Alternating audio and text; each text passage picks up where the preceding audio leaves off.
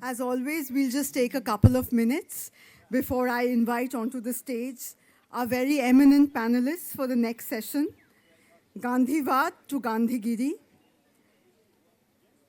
We have with us Professors Rudrangshu Mukherjee and Professor Sudhir Chandra, Alka Saraogi and Rajit Kapur.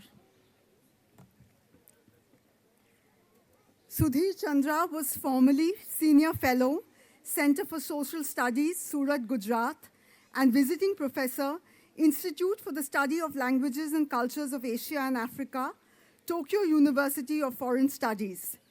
He has numerous books on Gandhi to his credit, including a definitive biography.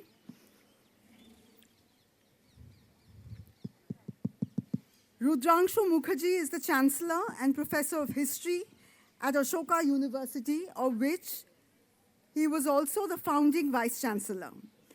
He also has written extensively on Gandhi.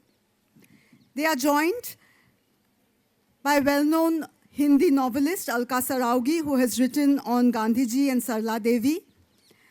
We also have from us actor Rajit Kapur, who, as many of you know, won the National Award for portraying Gandhi in Shyam Benegal's The Making of the Mahatma.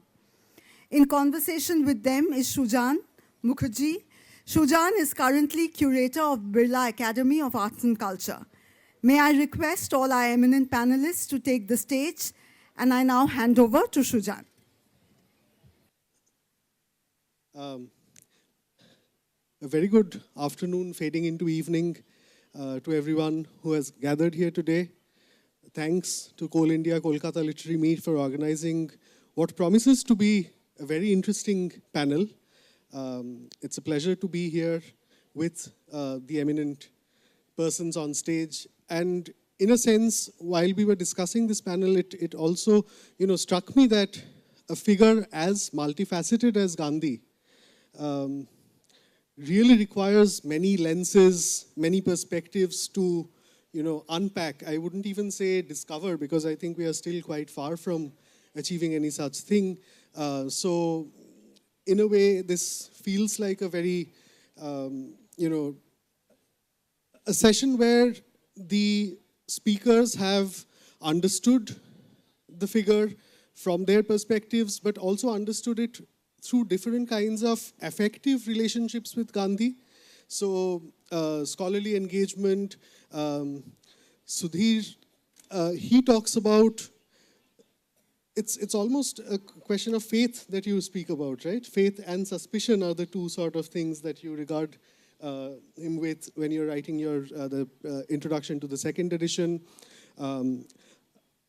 Alka, of course, is working on a very interesting set of letters, working on bringing to life these two characters.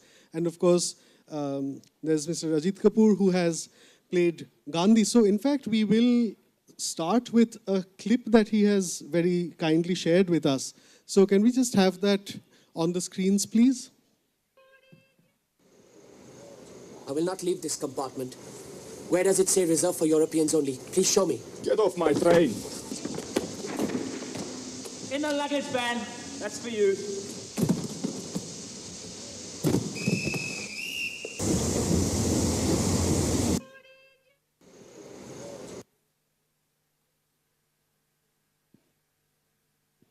So this is, of course, from The Making of the Mahatma. And my first question, I think I'll start with you, because in a sense, the period of his life that you worked with most closely is the years in South Africa, right? I mean, you're talking about The Making of the Mahatma, and then he comes into India and starts off on his career after that 1 year of staying silent and studying the whatever was going on. So the question that I have is that, when you mentioned that Shyam Benegal, he had asked you to read my Experiments with Truth while preparing for this role, is that right? Yes, that was really my Bible for preparation. Right. He said, I want you to imbibe that, what is in the book, his state of mind, his kind of conflicting thoughts, his internal conflict. all that happened in South Africa, those 20 years he spent is what, shaped him as a human being. So he says that state of mind is what I want. So when you were, preparing for this role, and there's, of course, Gandhi as a writer is a very powerful writer, of course. There is a certain kind of self-representation, a kind of self-projection that comes through, right? So as an actor, do you try to, represent that whole, or do you try to find the contradictions that might exist in even the narrative that he puts forward? No, I don't think it's breaking all that down into this, because based on my experiments with truth, I had a screenplay to follow. Right. Is the various incidents. Actually, as a human being, the only thing I knew about him in South Africa was that he was thrown off the train. I had no clue about the man and what he did then, what he faced. And there are so many, the film is divided into certain sections. So it's not just about the racial discrimination that happened there and the indented labor that was there. It was a whole period of the Red Cross thing. It was a Phoenix settlement. So there were phases that what was given to me in the script, and I would sort of counter it with what I had read in my experiments with truth and see how I could encapsulate that state of mind into the scene or scenario that was given to me. If I could just Please. Please. Not only the elements that you just spoke about, Gandhi's life in South Africa, but what the form of resistance that has become associated inextricably with Gandhi. He practiced it for the first time in South Africa. The smaller incident, like he refused to remove his turban in court when he was asked. He said, no, I won't. He walked off. That was unheard of for a person of color, because they were considered the brown people, to stand in that white court and say, I will not remove my turban. It is my headgear. That is me. It's my identity. He walked off. Sounds appalling, but that's the man. Yeah, two experiences. One is Satyagraha, which he kinds of fashions, as it were. And the other is imprisonment, which is so important in Gandhi's life. It's the first time that he's in prison. It's in South Africa. He made all the labor there burn their so-called identity cards in public, in view of that government there. And you also have had the experience of playing, Nehru and Sardar Patel in other cases. So when you play these characters, when you embody these figures, do you then see Gandhi in a different light? Well, there's something you imbibe from all of them, I'm often asked what impact the film has had on you, and I say, I have become very stubborn as a person. I see. That's an immediate and ongoing result. My grit and my determination have become tenfold after having played Mohandas Karamchand Gandhi. I won't give in. So that I can talk about, And it's to each his own. So, here we are talking about Gandhi, but yes, there are fascinating aspects I learned about Jawaharlal Nehru when I was playing him. And currently I'm in the process of doing Sardar Patel. And it's just fascinating to understand these people. Thank you so much. We will come back to this on and on, because part of what we are also... Do you, as you have played all these three important figures, have you tracked the interactions that they had with each other, particularly the relationships they had with the person they called Bapu? Some of it, because for me playing Jawaharlal Nehru was a very brief thing. So it was only a certain aspect of him, particularly dealing with the scientific research, etc., vis-a-vis Vikram Sarabhai and Homi Bhabha. So they were the protagonists, and I was just like a catalyst in that story. But for the last 1 year, I have been playing Sardar Patel. And it's amazing, When I was reading up on this, and even in the script, when Sardar Patel was a young man, he called Bapu Pagal. He says, the Pagal aadmi hai. until he actually started attending his discourses and all. And he said, you know, I have a feeling that this man may be able to do something. And then he became his Bhakt. So it was a complete transformation for him. And this question, I mean, one thing that we will again keep coming back to is this idea of Gandhi, not just as a figure, as an individual, but also, you know, in his interactions with others. For example, you have written on Gandhi and Rabindranath Tagore. You have worked on Sarala Devi Chaudhari's interactions with Gandhi. So it's also understanding this person, you know, through the image that is reflected of others around him in a certain sense. So to that, may I request you to share a little bit about what insights, you know, whether understanding the interactions between Gandhi and Tagore changed how you viewed them as individuals as well? Well, for one thing, before I read the exchanges that the two of them had, the meetings were few, Right. letters were many, and articles also, one against the other's views, were also quite a few. I had no idea that they were that close, in spite of their differences. They were really very, very close. I mean, I see. Gandhi always addressed Rabindranath as Gurudev, and Rabindranath, in his turn, always wrote as "My dear Mahatma Ji." And the last letter that Rabindranath writes to Gandhi as Gandhi is leaving Shantiniketan, this is his last visit before Tagore's death. He again visits Shantiniketan in 45, but this is in 1940 or 1939. As he's getting on the train, Tagore gives him an envelope and says, "Don't open it now, read it on the train." And Gandhi does so, and he finds that Tagore has written there that "I leave in your hands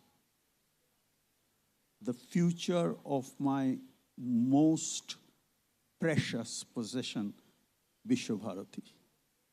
Wow.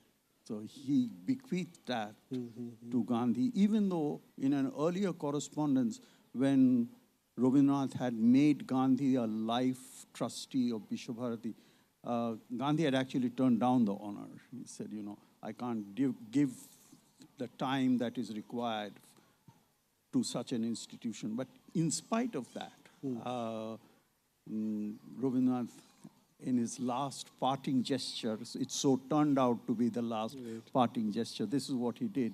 And I mentioned the 45 visit that Gandhi comes there, and then he's asked from the audience, what were your critical differences with Rabindranath? This is in Shantiniketan, I mean. And Gandhi said that when I first met him and our relationship started, I thought there would be tremendous differences, enormous number of differences we would have.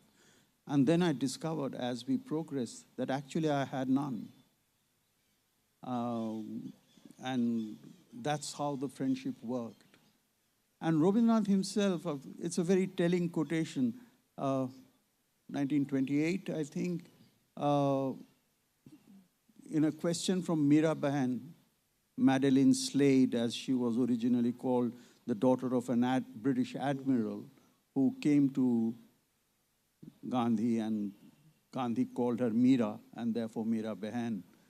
And Rabindranath writes to Meera Bahan saying, contrasting himself with Gandhi, he says, Mahatma Ji is the prophet of tapasya. I am the poet of Ananda. This is how he contrasted. And, you know, so there was convergence because at the ultimate phase of tapasya is ananda or ecstasy, if you want to call it. And that's where they converged. And most importantly, I think, and I think Sudhir can elaborate on this if he wants, is their biggest point of convergence was in their idea of what constituted Swaraj. Right. Neither Rabindranath nor Gandhi saw Swaraj as just political independence from British rule. Without individuals having the ability to regulate their lives autonomously, free from institutions, the power of institutions, any political independence from British rule would be inadequate and impoverished. So it was a completely different conception of Swaraj from any other political leader, even some of Gandhi's disciples like Patel or Nehru. And I think that is the most important point of convergence. And that's why Gandhi ends up in 45 by saying, I discovered that there were no differences between the two of us. So, part of the way they walked together, sometimes they walked alone. And I think that's exemplified by the fact that Gandhi made that famous Tagore song, Jodi Tor Dak Shune Keu Na Ashe, Akla Cholo Re, as one of the songs of his life. And he lived that song when in winter of 1946, he came away to Noakhali, away from the tortuous negotiations regarding partition and freedom, etc., etc. He came away. And in a remote village in Noakhali, living in a hovel, practically in isolation with only his Bengali interpreter, Nirmal Bose, and his secretary, Parashuram, for only a little bit of time. After that, Parashuram left. So there was Nirmal Bose and there was Gandhi in that hovel. And then Manu Gandhi came. Nirmal Bose. Nirmal Babu. Nirmal Babu left a little later. Actually, he left in Patna. Not in Noakhali, Patna. No. Overnight, but in Patna. My days with Gandhi. I'm quoting from there, okay. So I'll give you the reference to it. So, and then Manu Gandhi came to look after Gandhi also. So, and in my days with Gandhi, the book that Sudhir is referring to, Gandhi actually, or Bose records that he used to hear Gandhi pacing in that cottage, unable to sleep at night, and muttering to himself, "Kya karu? Kya karu? What am I to do?" Because he could see and perceive that many of the ideals that he had advocated, he had preached, he had imparted to his disciples were falling to bits all around him, and he felt he was surrounded by darkness. So, but he was unwilling to give up, as you said, obstinacy, akla chalo re. Well, thank you for that very moving portrait that you draw of the last days. And this is something also that, Sudhir, you mentioned, which is that on the one hand, we are looking at him in the reflection of other people that he was close to, but on the other, you also bring up this point of his isolation towards the end, right? And when he's not there, at the moment, at the stroke of the midnight hour, as it were. So would you like to share a little bit about that? And yeah.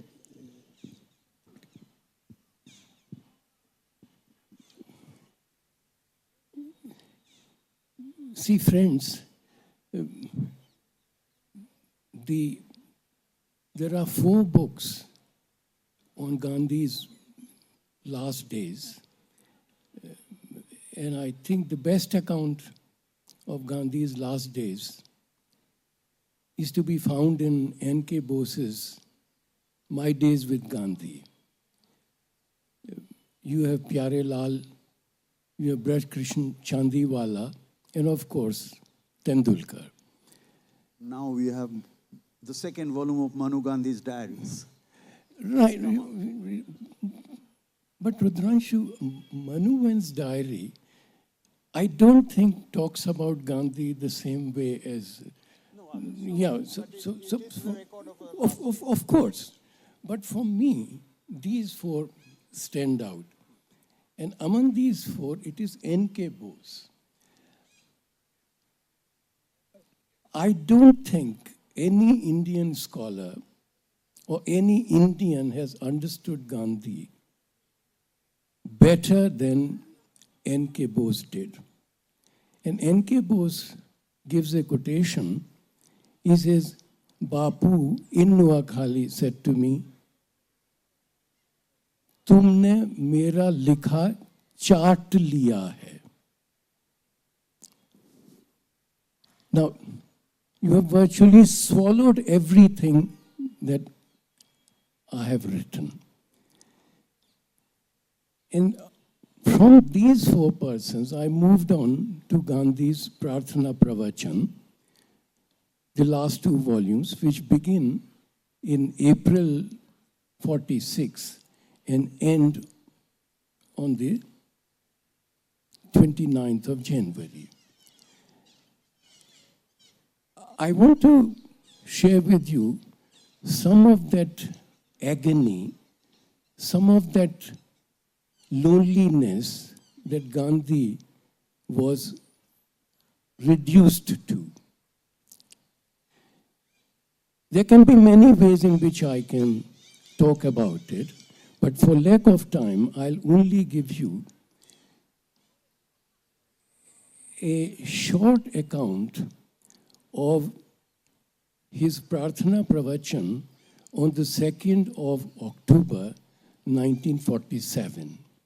You may recall that this was the only birthday of Gandhi's during his lifetime in independent India. And this should also, these are facts of history. And the surprising thing is, or the interesting thing is, there are these facts staring us in the face, and we decide to ignore them. So one of these facts will be, I'll come to. The other fact is, Gandhi fought against the British for 32 years in India. I'm not talking of those 20 years before. Nothing happened to Gandhi. At first, he was sent to jail. And most of the time, a jail term for Gandhi in India was a time of leisure. 32 years fighting the most powerful empire in the world. His country becomes independent. How long does he live in independent India? Or how long is he permitted to live in independent India? Have you ever counted? This is for everyone to see. We forget this. It's 5.5 months, 169 days.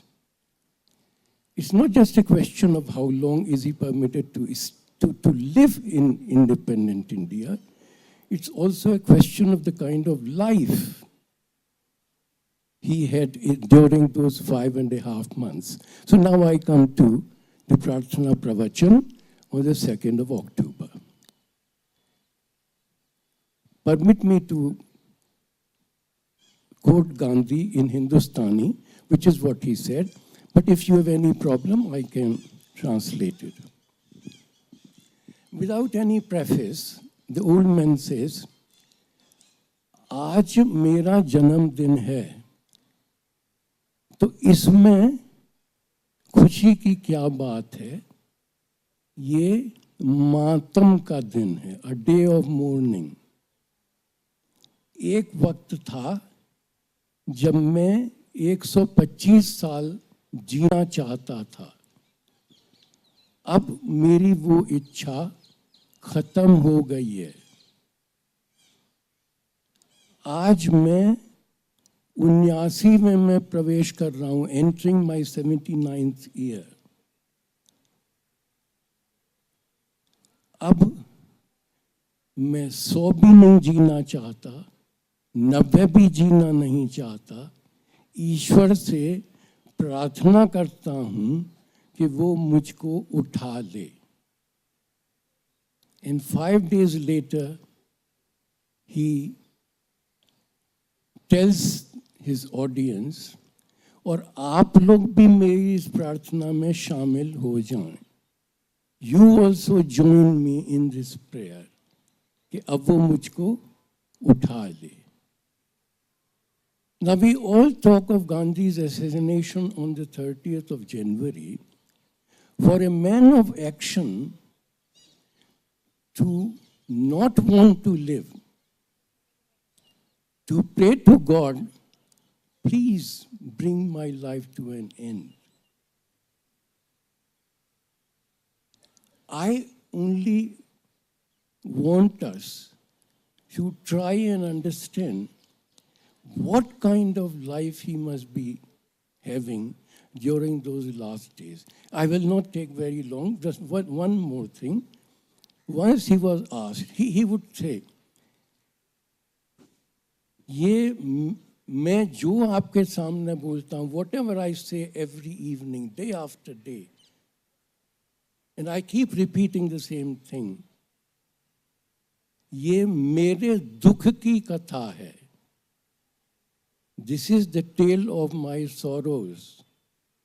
और सच पूछिए तो ये आपके दुख की भी कथा है. It's not only the tale of my sorrows, it is also the tale of your sorrows. But if you do not feel certain sorrows to be sorrows, no one else can tell you that these are actually your sorrows. So Gandhi के दुख की कथा दुखी जगत के दुख की कथा थी. I'm using his terms. So Sujaan, during those 5.5 months, actually even prior to that, Gandhi had lost his will to live. And we were responsible for that. Well, thank you for sharing that. I think we will come back to this question of Gandhi in his last days, as well as, another question that I would like to come back to and ask you again is that in your book you also speak about the possibility of, thinking whether you needed to reassess Gandhi in the way that you saw him initially, but we'll come back to that, I think. I wanted to come to you because the chapter of his life that you have written about, that I believe is currently being in the process of being translated, so I hope it reaches an even wider readership. How did you come upon these letters? Let's just start with that, and then perhaps learn a little more about the letters themselves. I think I'm quite wrongly placed, in the conversations, because after listening to Gandhi's last days, it seems a little frivolous, to come to Gandhi's, the emotional setback or emotional harrowing that he, and his, the turmoil that he went through. That was 24th October 1919. I would like to place that, in context now after all this conversation. After the making of Mahatma, as you know, Gandhi came to India in 1915. And this was 24th October 1919, 6 months after the Jallianwala Bagh massacre, that Gandhi was allowed to come to Punjab, and he stayed at the home of Sarala Devi Chaudhrani. Now, who was Sarala Devi Chaudhrani? She was the niece of the Nobel laureate Rabindranath Tagore, and she was married to this firebrand nationalist leader and editor of newspapers in Lahore, Rambhaj Dutt Chaudhary. And my novel, actually it's a novel, and it is based on the letters that Gandhi wrote to Sarala Devi Chaudhrani between January 1920 and December 1920. The last letter comes on 17 December 1920. So Geraldine Forbes, who's a historian, and Sudhir Chandra knows her well, an eminent historian at New York University, she had been collecting these letters written by Gandhi to Sarala Devi Chaudrani from last 40 years. And during lockdown, there was this Zoom call. She had published these letters. The book is called Lost Letters and Feminist History. And she has that's a compilation of Gandhi's letters with an introduction by her. So on the Zoom call, Geraldine mentioned, that Sarala Devi, only a novelist can do justice to Sarala Devi. Because Sarala Devi Chaudrani, I wonder how many of you have heard of Sarala Devi Chaudrani, but she is considered to be the front runner in feminist history in India now. And a lot of research work is being done on her. But Sarala Devi is a forgotten chapter in the history of what we know as the fight for freedom in history. So what happened was that when Sarala Devi, now I must introduce Sarala Devi to you.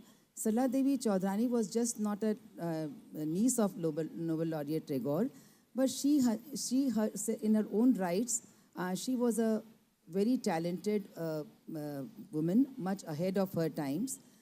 She used to write and compose her own nationalist songs. She was the editor of the family journal, Tagore family journal, Bharati. And she had established the Bharat Sri Mahamandal, the first pan-Indian women's organization in 1910. And she worked tirelessly for women's education. So my novel, it's a novel, when it starts at the doorsteps of Sarala Devi Chaudrani, as her house, where Gandhi, she was going to host Gandhi. Her husband was in prison on criminal conspiracy against the British.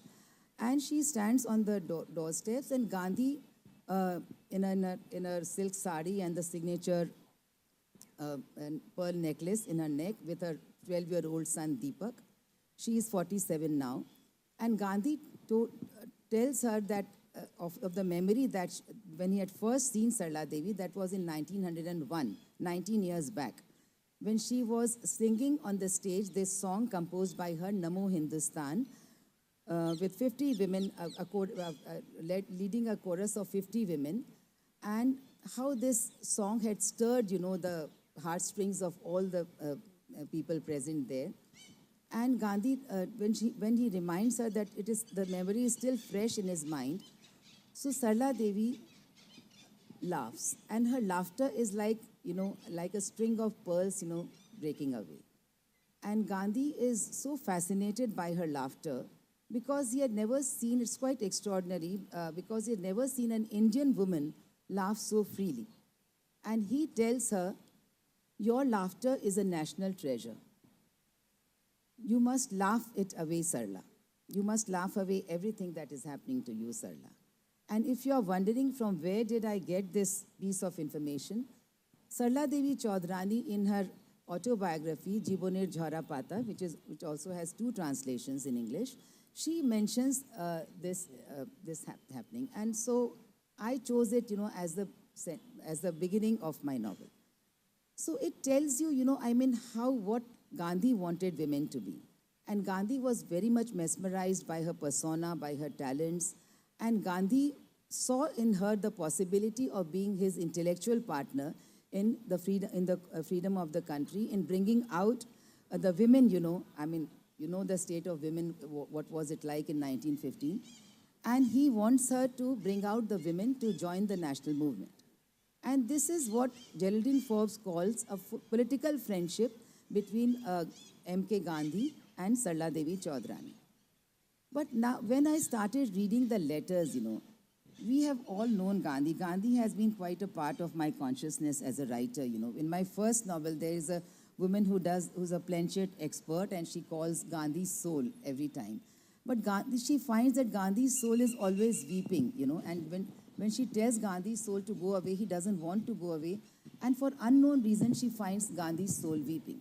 There's another character, a Gandhivaadi, since we have this caption of Gandhivadi to Gandhigiri. So this is another Gandhivadi character, who is killed by some debris falling from the Babri Masjid demolition in 92. So, but now when I went through the letters, I saw this transformation of this political friendship into a relationship where Gandhi calls Sarala Devi his spiritual wife. And you see, there was this possibility of, now there's a lot of Gandhi bashing goes on, in the minds of people. In fact, me and Sudhir, Chandra were just talking about how people very close to us, they have all kinds of misinformations on Gandhi, and people talk about like he destroyed the country, even to that extent. All kinds of nonsense. So it was, I was quite aware of this risk of, talking about Gandhi's love story, so to say. Because Gandhi, being Gandhi and the transparent person that he was, if you read the letters of what he wrote to her, he admits that it was his first personal love. It was the first personal experience of love in his life, and he was 50 at that time. And he had taken the oath of Brahmacharya 13 years ago when he was 37. And he was already talked about as a Mahatma. So, but Gandhi is one person who doesn't hide, what he feels for her. And of course, he sees, and what kind of love it was. I think this is in Hindi, I call it the most naitik prem. The most, he calls her his spiritual wife, and the kind of love that he feels for her. And he himself is quite baffled by his own emotions. And he wants to decipher this love in the context of his dedication to the cause of freedom. So both of them are, true nationalists, and Gandhi, he is a Mahatma. He has no personal life or any personal possessions so to speak of. Who do you call a Mahatma, and why was he termed a Mahatma? And so this was in 1920 that he writes these letters. And if there is a chance given to me, to read out some of the letters. But then, of course, this relationship doesn't last that long. And the last letter comes on 17 December 1920, as I mentioned earlier, where Gandhi asks Sarala Devi in one of the letters that, are you the spiritual wife? Are you really qualified to be the spiritual wife? These are not the words, but this is what he asks of her. And then, of course, they go their separate way. But of course, Sarala Devi continues to, do what she had done a lot. There were thousands of women attending Gandhi's programs, and she was spreading his message of Charkha and Swadeshi. And Gandhi, in the beginning, if you read the letters, Gandhi sees her as a co-worker. All the time, he's telling her to read Hindi, to spin, to write letters to everybody at Sabarmati Ashram to come and work there and don't go back. Devote your life. You must know what you want in life, and there are no middle paths, for that. And so, and he's also criticizing, he calls her her lawgiver. Initially in jest, he signs all his letters as your lawgiver. And in jest, he begins all this in jest, of course, but later on he really behaves like a true lawgiver to her, and which Sarala Devi starts resenting after a period, but that's another story. No, thank you for that. And it really kind of, brings, the few chapters that I got to read in translation, they kind of really bring both people to life in a way that is rare. Should we do a couple of letters? Would you like to read a couple of letters, perhaps? Yeah, this would be the best time, because otherwise, things get lost.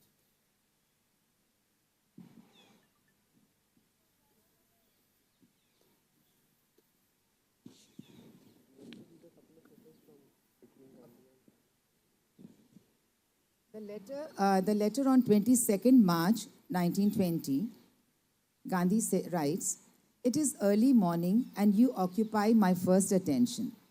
Pandit Rambhaj, who is her husband, left me without a mentor, nurse and secretary, and Devdas with an adopted mother. You have left a deep void I cannot fill.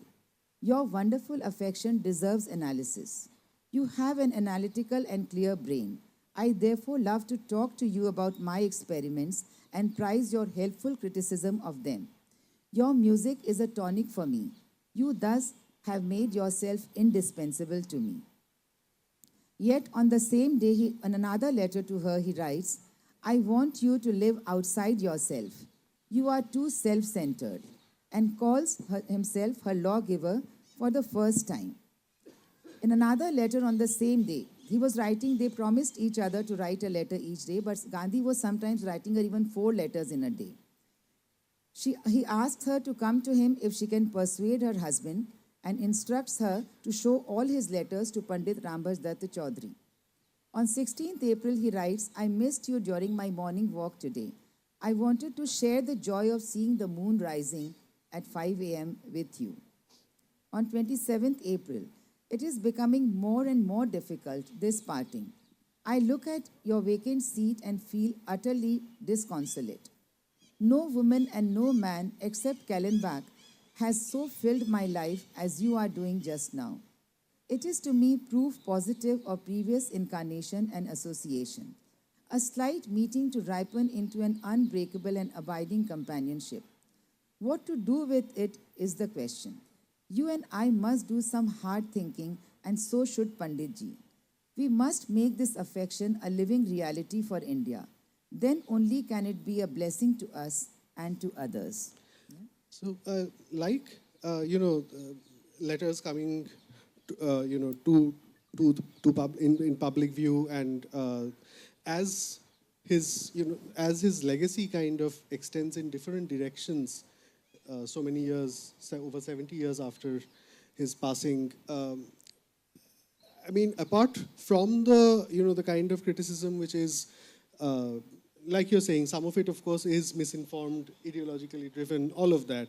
But there is also, I feel, one of the challenges of a figure like Gandhi is that he becomes something so powerful that it almost becomes, you think twice before even thinking critically of him, of him as a real individual working in a certain capacity. I think, the letters, as I said, Gandhi has been a part of everybody's consciousness to some extent with his non-violence and, his lesson, no power, contraption in history, even today's time, they can get rid of Gandhi in that way. But I think that reading of this of the letters of Gandhi, got me a glimpse of Gandhi as a human being, in flesh and blood, flesh and blood. Because we always talk of him as Mahatma, as doing penance, doing what he went through in South Africa, and later on how much the satyagraha, the non-violence, and how much he, for so many times he went to jail. But this is, another facet of Gandhi. Could I just, at the risk of going out of my remit, add to what she has said? This is Gandhi in his own words, and the principal person in this letter. This is 1920, written from Bombay. The principal person in this letter is Sarala Devi. Gandhi writes, the Swadeshi movement received the finest impetus from Srimati Sarala Devi Chaudhurani. During the National Week, she expressed a desire to wear a sari and blouse of khadi. I have not so far succeeded in inducing any woman to wear a sari made of khadi. And so at first I thought Sarala Devi was joking. But she was perfectly sincere in what she said. And what is more, she meant khadi as rough as what I wear. I got a sari and a blouse made for her, and she celebrated the National Week in these. When her maternal uncle, Rabindranath, saw her in this dress, he also remarked, if you don't feel embarrassed yourself, there is nothing wrong with this dress. You can go anywhere in it. There was a big party on the 11th at Mrs. Petit's house in honor of the poet, and she had to decide whether she could attend it in khadi. She then remembered the poet's remark and honored that party by attending it in this same khadi dress. She received no less respect than she used to in her costly silk saris. After this, she went to all meetings and functions in khadi, and at every one of them which I attended, I could see that people's respect for her had increased because of this dress. Thus, the uncle and the niece, who had acquired a reputation in the country for their artistic sense, did not reject khadi from the point of view of at any rate. From that point of view, at any rate. On the contrary, they introduced khadi as a dress for women in gatherings of rich people. This lady, who had been used to saris and other garments of finest texture, felt proud of wearing a khadi sari and a khadi blouse, not fighting shy of their heaviness. Thank you. Thank you. Thank you. Thank you for that. Just to wrap up with a few sort of comments to bring this session gradually to a close before we open out to the audience, if there are questions, as I'm sure there will be. The film, the making of the Mahatma, from what I understand, was co-produced by someone in South Africa and in India. Is that right? By the South African Broadcasting Corporation. Right. It was based on a book by Fatima Mir in South Africa. So how far was that? I mean, while you were preparing, through my experiments with Truth, The screenplay is very close to the book. Right, because she co-writes the screenplay as well, right? Yes. And, I think this is a question that we can all kind of come in on, if you want, which is that over 2015, 2018, there have also been incidents where there was talk of bringing down Gandhi's statue in Johannesburg. In 2018, in the University of Ghana in Accra, there was a statue of Gandhi was installed, and there was conversation that that in his days in South Africa, the discourse has a strong element of racism in it. So whether Gandhi's statue should be uninstalled once it had been installed. So there has been a reassessment of Gandhi that has been going on. Some of it, of course, not well informed, ideologically driven, but there have been other positions on it as well, from Dalit scholars, from feminists, from scholars of race. So I was wondering if, since you also talk about a reassessment of Gandhi, what did you have in mind, and how are we understanding this idea of Gandhigiri, in a sense, and the critique that it... I'm going to butt in again before Sudhir. Sure. This is because I'm going to add two more incidents to complement Sudhir's picture of Gandhi's last days and his sense of sorrow and isolation. Nirmal Bose has been mentioned more than once by Sudhir and by myself. Gandhi once told Nirmal Bose in one of those very private moments that they often shared, he said, "I don't want to be a failure, but I think my life will be a failure." And then early January 1947, 3 communist leaders come to see him. And one of them is P.C. Joshi, who was still then the General Secretary of the Communist Party of India. And they came to see Gandhi, seeking his counsel, advice, or whatever. And Gandhi said to them, "Why have you come to me? I am a back number. Very soon, they will put up my picture on the wall and garland it on my birthday and on the day I die." The profound sense of isolation and irrelevance, if you like, that he suffered and endured in the last 169 days. And I agree with Sudhir, it's more than 169 days. I think he starts feeling isolated as soon as he realizes that his hand-picked disciples can agree to an independent India which is truncated.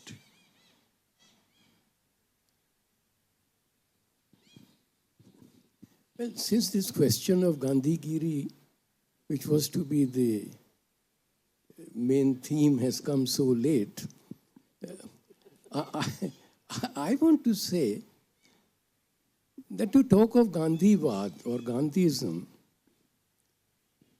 means nothing. Gandhi is not an ideology. Gandhigiri makes perfect sense. And I'm glad this filmmaker, Lagero Munnabai, came up with this expression. I hadn't heard of Gandhigiri earlier. I had heard of Dadagiri and other Giris, not the Dada of Mangla, the Bombay Dadagiri. But honestly, this is what Gandhi is doing all his life. There is no single principle which we believe to be cardinal to so-called Gandhism, which Gandhi, at some moment or the other of his life, did not violate or did not deviate from. Since N.K. Bose is being repeatedly mentioned, so I'll give you one instance. Gandhi, when he was here in August, in early, the first 5-6 days of September, when he undertook that fast unto death. Now, some Muslims living in Mia Bagan were threatened. And actually, Gandhi arranged to get them taken away from Mia Bagan to a safe place. And while this truck was taking them, a bomb was thrown, and 2 of these persons were killed. So they were brought back to Mia Bagan. And some of the miscreants who had been instrumental in that attack on the truck, they had a change of heart. They came up to Nirmal Babu and said, we feel guilty and we want to take responsibility for these people's safety. But there is one condition. We'll carry our unlicensed stain guns. Because otherwise, anti-social elements would come and create problem. So N.K. Bose went to Gandhi and said, Bapu, they are ready to take responsibility for these people's safety, but this is their condition. And Nirmal Babu says, I was taken aback when Bapu said, I'm with them. And not only that, he also said, if Prafulla Babu, P.C. Ghosh, the Chief Minister of Bengal, if Prafulla Babu, with all his forces, cannot take responsibility for protecting these people, then let these boys do that. Now, so much for Gandhi's non-violence. There are many examples, but there's no point in multiplying examples. What I want to say is that for Gandhi, the important thing is the essence of what he's saying. There was one favorite expression of Gandhi's, which was asli cheese. Asli cheese samajh lo, the essence. And once you have understood the essence of that,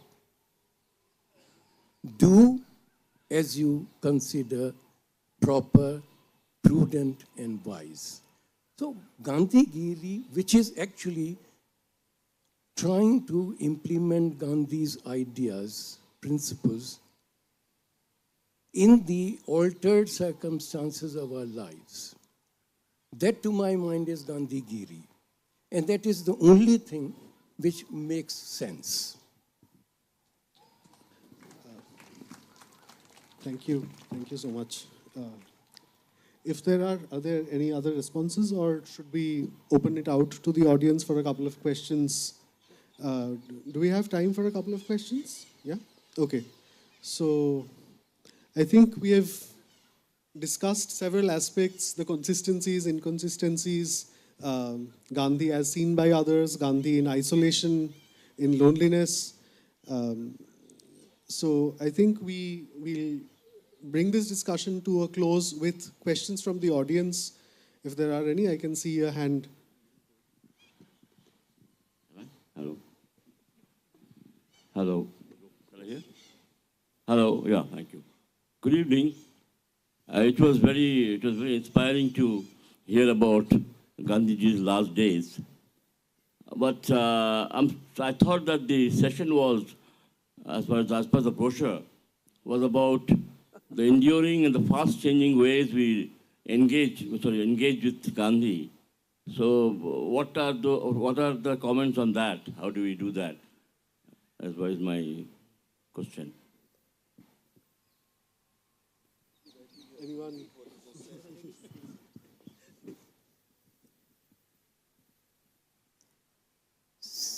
See,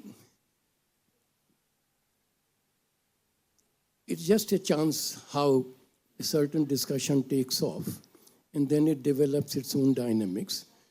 But if one is forced to respond to this, my own take would be that there is hardly a problem that we are faced with today which had not cropped up during Gandhi's lifetime. Be it the question of non-violence, be it the question of the kind of political economy that India would become, be it a question of Hindu-Muslim or rather inter-community relations, be it a question of natural resources, environment, there's not a single major problem that we are faced with which Gandhi didn't have to deal with. Since I cannot discuss those problems, I can only tell you that in almost every instance, what this man said in principle holds true even today.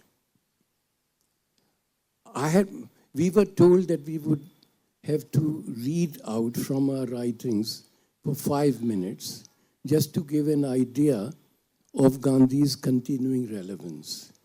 And I had picked 2 possible excerpts from my book.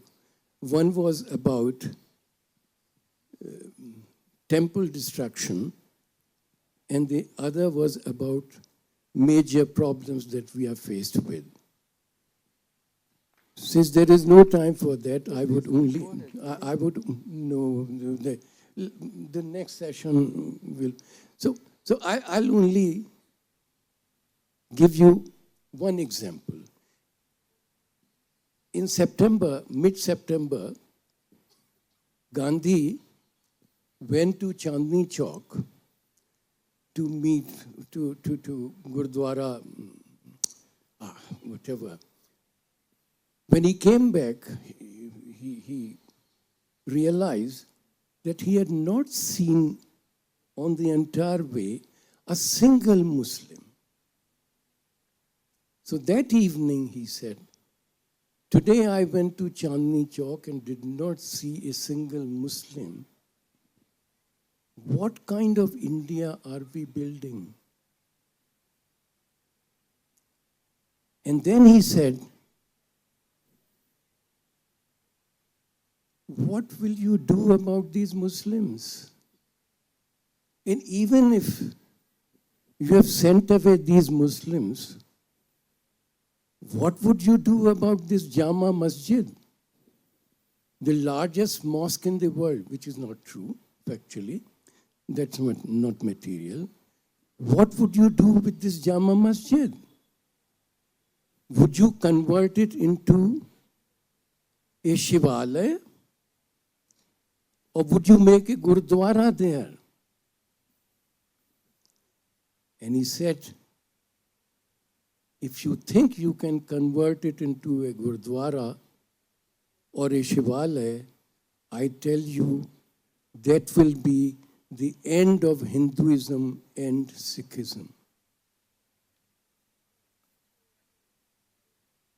And in December, again, he said, I'm hearing speeches that Muslims should be sent away to Pakistan. I repeat, what will you do with these mosques? And then he says, I cannot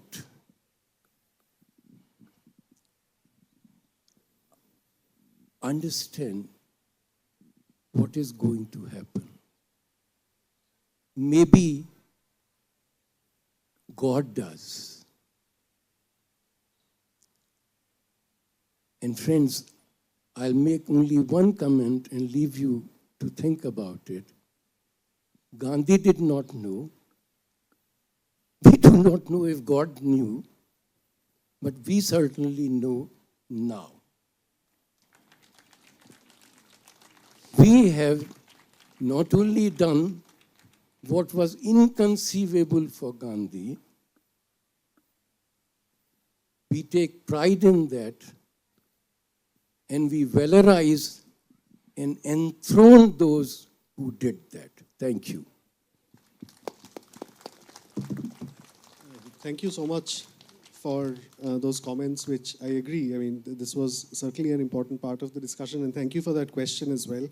The next session will start shortly, so I think we are running out of time. So thank you to my panelists. Thank you to the audience for being a wonderful audience and for the question. And thanks to Coal India, Kolkata Literary Meet for arranging this session. Yeah. And could we have a round of applause for the panelists? Thank you.